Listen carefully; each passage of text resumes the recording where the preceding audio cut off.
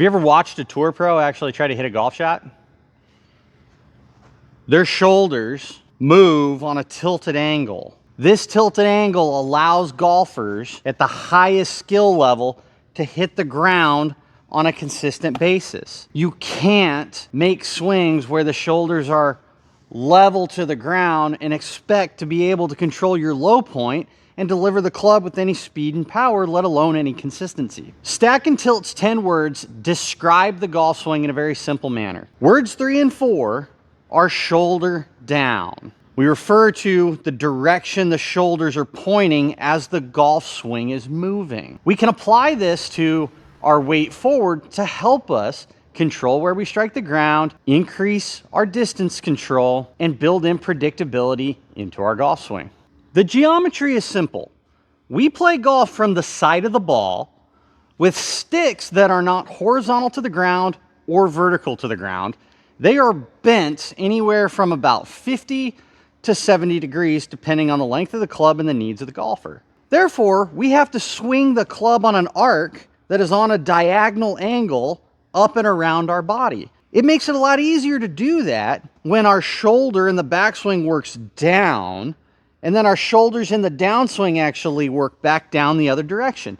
This allows me to strike the ground in a consistent spot over and over and over. So in order for me to hit the ground in front of the golf ball, we know that we already need to move our weight more forward. If in the backswing, my left shoulder, as I make my backswing, my left shoulder has to work down on a slight continuous arc. What you notice is that allows my shoulders to be tilted on an angle, and my left shoulder works down under my chin and my right shoulder moves up and back. Now in the downswing, as I shift my weight to the left, this is the key that everybody typically gets wrong with shoulder down, is they instantly think, ooh, my right shoulder's got to go down immediately, and they go like this. Well, now my left shoulder is up, my spine is very up and down, and I have lost my posture. I refer to this as losing your incline to the ground because the shoulder didn't work back on its intended trajectory. The easiest way to practice this is think, okay, my left shoulder works down under my chin. If I take my weight, move it forward, now my left shoulder works gradually down, forward before it moves up. Now I can maintain my incline and help strike the ground more in front of the golf ball. To demonstrate that, if I simply made a backswing, we're gonna put a dot here on my lead shoulder.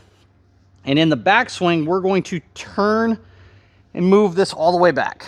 So my shoulder moved down and inward towards my midline. It moved from over here to down and under my chin. In the downswing, this is bad. It works up right away. But if it moves back, forward, before it moves up a bunch, it allows me to get back down into my original forward bend and not start tilting back to the right too much. And this is what allows me to swing the club back downward to the ground, make solid contact with the ball, and help hit the ball more consistently with a lot more power. So how much tilt do I need? Well, it's gonna vary depending on the length of the club you're using. You're always gonna have more tilt or more side bend. That left shoulder is gonna work more down with a shorter club than it will of that of the driver, the longest club in your bag. The model is gonna have me bend forward about 35 to 40 degrees with a 7-iron. In theory, as I turn tilt all the way to the top of the backswing, my shoulders should be perpendicular to that incline, meaning I need between 35 and 40 degrees of shoulder tilt or lateral side bend in order to tilt my shoulder towards the ground. If I use a driver and I take my setup and I'm now, instead of being bent 40 degrees, I'm bent forward like 20 to 25. Well, that means at the top of the backswing, I don't need 40, I need 20 to 25. The amount of tilt that you have is going to depend directly on how much forward bend you have at address in order to maintain the incline to the ground. In order to work on this, there's a couple things that we have to do. One, film yourself. Grab a cheap tripod from the Amazon store, have a friend film you using slow motion feature on your iPhone, or use an online teaching app from your coach. I use Golf Live and OnForm. What you're looking for is, you know, you're tilting the right amount when if I draw a circle around my head and I make my backswing, that my head stays in the circle and my shoulders appear like they're working perpendicular to my spine. And as long as I'm moving the left shoulder down and the left shoulder retraces that path as I move forward, my head stays in the circle and I maintain my incline to the ground throughout the golf swing. So when I do it right, it looks very simple and very easy. I can hit it extremely straight, I can hit it extremely solid with very little effort. Now, if for some reason you're stuck inside and you can't go to the range and hit golf balls, but you still need to work on your golf swing, and you know that you need to increase the amount of side bend, one of the easiest things you can do is take a golf club and go to the inside of a door frame or a wall. And when you take your normal forward bend, you're gonna try to place your head about an inch from the outside of this wall. And my goal is to put this club across my shoulders so that the grip is right off the edge of my shoulder. I don't want it over here. I don't want it over there.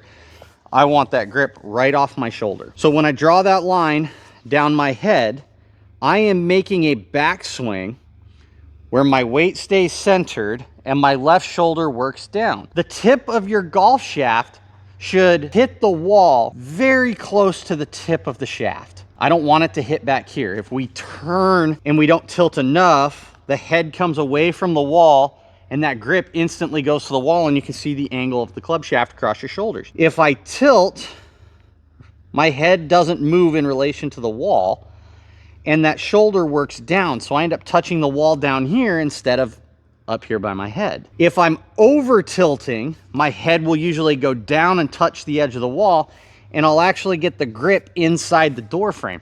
So the door frame acts as a reference point for how much or how little you're tilting or turning.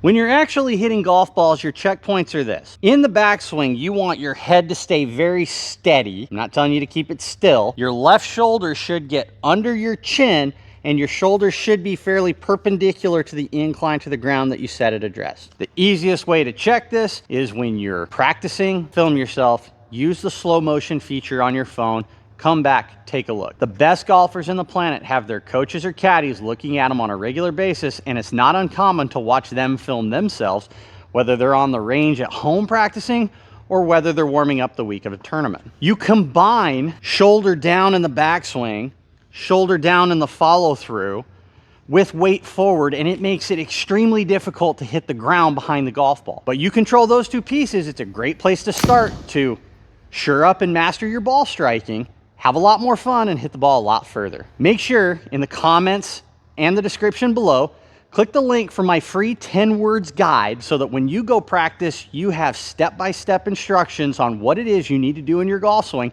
and drills that you can do to fix some of golf's most common problems. I look forward to seeing you next week on the Golf Tycoon.